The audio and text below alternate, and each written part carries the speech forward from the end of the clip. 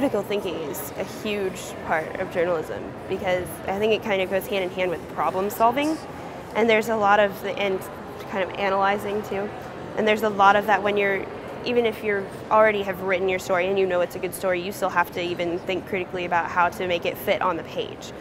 You have to get like the point of views from all different sides of the story, so that's kind of the hardest part, like trying to find each and every different aspect of like your school.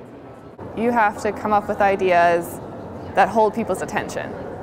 You can't just be like, oh, I'm going to go cover this person who's a swimmer. You have to figure out, okay, why is this person a good swimmer? Why are they interesting? What have they done? Why am I covering them?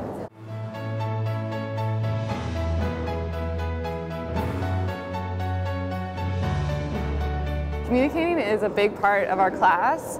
We have to communicate with people outside of the class who you have to interview.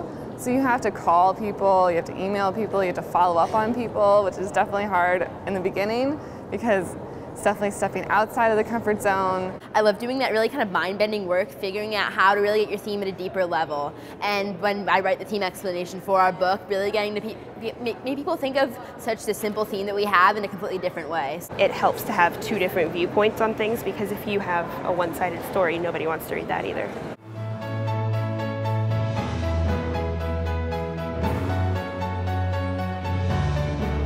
There's not very much that you can do by yourself, no matter what it is, if it's newspaper or anything in life really. But with journalism, it's more important because even if you're doing a story just by yourself, you can't get the information you need to do a good story by yourself. You have to interview other people and get the facts from different sources. We each are each other's like teachers, kind of. Like we work together and like we ask each other questions, we watch each other's videos, we make critiques. Like we try to make them as best as possible. It's not just your video, it's everyone's video.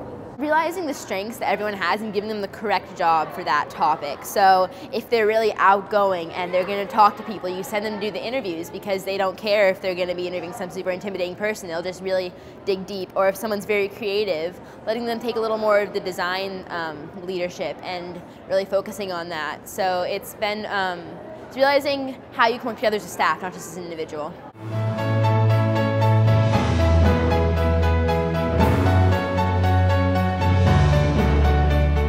You have to be really creative in this line of work, I guess, because you have to keep it interesting. I mean, if you watch the same story over and over again, someone's going to change the channel. So you definitely want to think outside the box to try to find a new angle. It was interesting to get low angles and high angles and mess with the exposure and stuff like that. And it was just, I tried to look for things that would be exciting and not just another picture of somebody tackling somebody.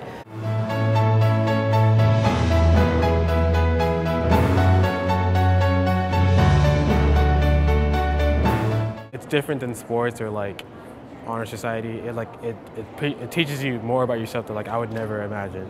I love thinking that this is going to be something that people care about in 50 years, that I get to create that, and also just seeing it come together is one of the most satisfying things. This year, as it's starting to really come together with the cover and the end sheets and all the spreads and the design, it's so satisfying to see you are making something that looks this amazing.